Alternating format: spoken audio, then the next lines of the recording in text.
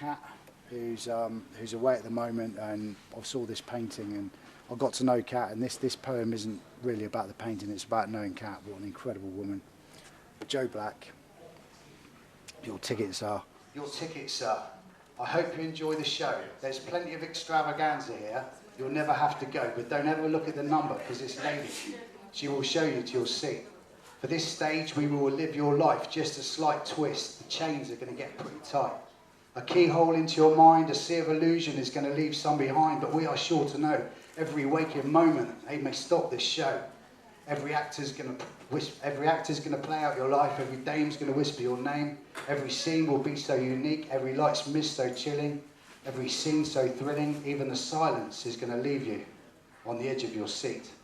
And when we get to the last scene, the final curtain, the infinite dream, this is when you look and you're in seat number 13. They have to understand this is the way you are. Such a way with words. All you needed was a chair. You played quite the part, so kiss me, Hardy. This one has gone straight through my heart. Never a war against words, the ones needed were never far. A top pocket mystery as the curtain drops. Your last excuse unknown. Thank you. I have been Joe Black, and now you can all go home. Psycho Killer, another painting from Grant David Reid. Luke Trimmings, who has the main wall. A bit of a long shot, this one. I got offered photographs by Matt, and delving through his photos, getting right towards the end, I came across this picture of a compass, and that morning I'd woken up a bit lost, so the compass and being lost produced a poem that I've called Lost, which I haven't really acknowledged myself yet, let alone had a chance to read and get through. It's come from Alaska, again St. Rue. This piece has come from Bella Corey from Alaska, who sent me this and said, "What can you do with this then, smart ass?" Her hair swept past the shadows as another one of those moments walked on by. Outside, Venus was calling all lovers. She thinks we should give love another kiss, or if hell, I'm going to try. And so the poem goes, all be found in the book. Carrie Wild sent me this picture of a light fitting. Again, what are you going to do with this, smart ass? And the next Freeways, I believe, is about hauntings or some dark side of poetry. So this will be getting read out. Shy Affection, still a bit of a deep cut. Insane Jason Perkins. This young lady, this was a sneaky move to put some nude art into a library in an exhibition. No one's mentioned anything yet. Simon Rogers, kind enough to give me his piece about time. Again, someone very young sent me a text message on a social networking site saying how old they were feeling at being 22. So how do you think I feel at 40? Paul Barton, Raving. I've been a massive raver, a great fan of Raving. This is now a poetry piece. I performed this at Glastonbury, really enjoyed it. Lottie Loving, it's going to be hers very shortly. Watched Lottie and I was taking her photographs. This isn't mine, this is Scott Chalmers. I was taking Lottie's photos and I overheard a conversation when she came off the stage, and I put that into a poem for her. This photo of a tree, my son Jack's favourite photos of trees, and a friend in Australia who loves trees, and I brought the two together. My son, who I love very much, and the woman in Australia loves trees. There's the poem. This Table for Two, an incredible idea from Jane. Is yet to be finished, and I'm looking forward to when it is finished. And there's a poem developing here. There's a poem on the inside that you're going to have to catch up with this table and read. So I'm Rihanna Jane, and I met Steve through Facebook off of the freeway at the Winchester site, and started getting involved with the So Much So exhibition because Steve asked me to write some love poems, and needed him to be a little bit more specific. There's many different aspects of love, and I think Steve said something like love in a restaurant. So picture yourself in a restaurant and you're breaking up with someone, and I don't know, so many words came into my head and different ideas, and I just signed off and started writing. Yeah, so I wrote two of them for the exhibition, the More Than a Tip, which is pretty much just about a couple sat in a restaurant, and basically the guy brought the girl to the restaurant because his new boo, so to speak, was the waitress at that restaurant. So, yeah, I don't know where I got that idea from, but yeah, I wrote that one. And Goodbye was quite a personal one for me because it actually happened, and I broke up in a restaurant. So it was kind of the memories being brought back from that. Here's Goodbye, poem by me, Brianna Jane. Sat at the table, gazing into her beautiful eyes. I think she can tell it's a relationship based on lies. I don't know if I ever did, but I don't love her anymore. So go ahead, turn away, walk out that cafe door. Food's going cold, and I'm just staring at my plate. Love is no game, there is no checkmate. She's looking at me lovingly. It's not fair on her, but it's just too hard for me. I look up at her and force an awkward smile. I guess things just haven't been right for a while. The waiter can tell it's going wrong, and yet the manager plays another love song. Finally, I've said what I needed to say, but she starts to cry. I can't watch, so I get up, pay the bill, and say goodbye. So yeah, you can see my stuff on Facebook. I put a lot of it on there, or you can catch me at Freeway. I'm going to be going every month, and I've got a little piece that I've done that I'll be reading at Freeway, along with some other stuff as well. It's about Flight Lieutenant John Egging, who was the Red Hour pilot that sacrificed his life to save others. So yeah, here goes.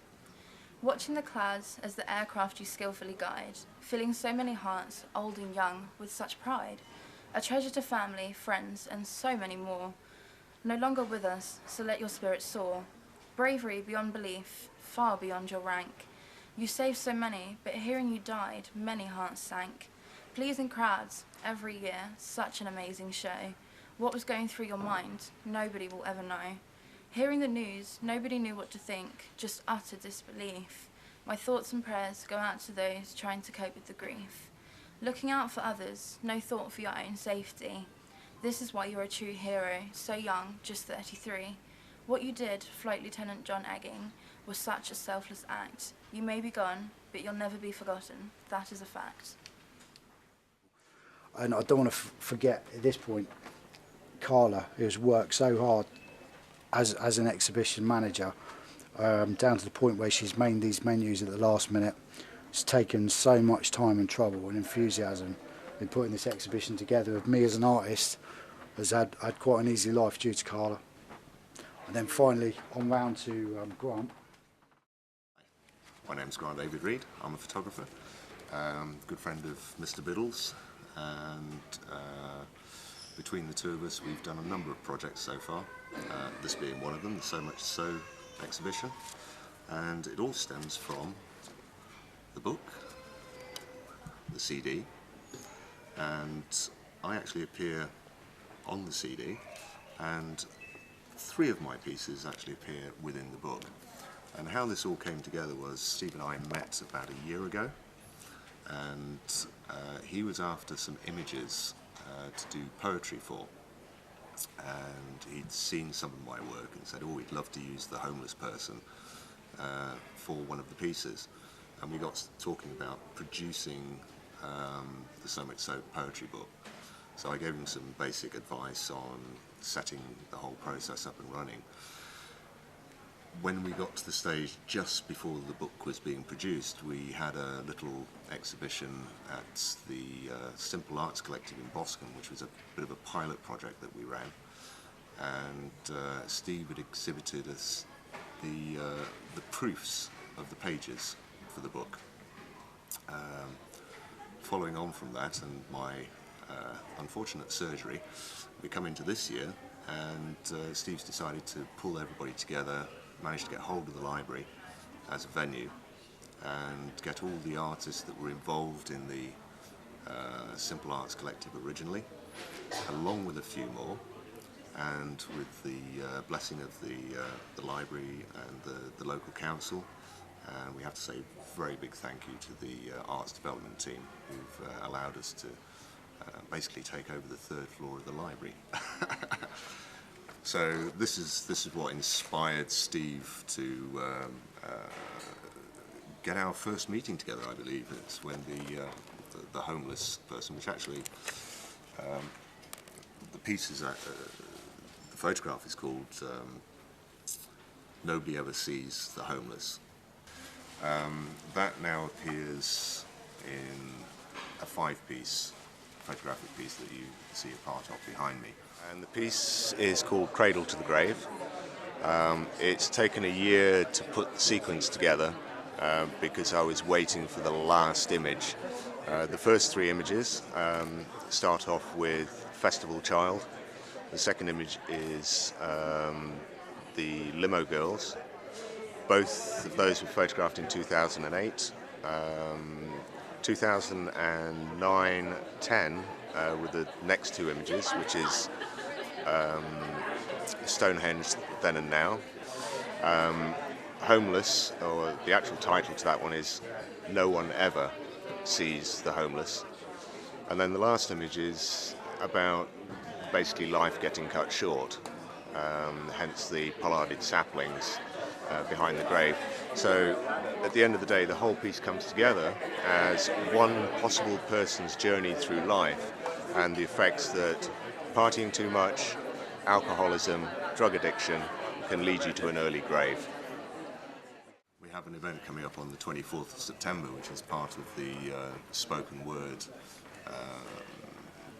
part of the Bournemouth Arts Festival that's taking place in September.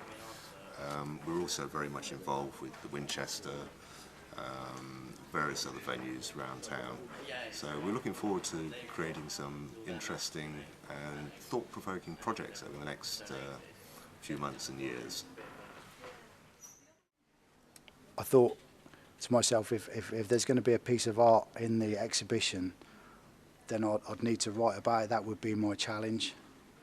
And the challenge to write about Grant's piece was quite difficult, because Grant's obviously quite a difficult character to, with his artwork. So I had conversations with Grant to find out where his artwork have evolved from, and then wrote the Harvesting Souls, which can be seen at the exhibition. And I will no doubt be gracing some poetry stages with her. And I love this piece because my lifelong friend, Catherine Liddell, who does calligraphy, has kindly written out for me. So I hope you enjoy the rest of our show and the exhibition. Thank you very much.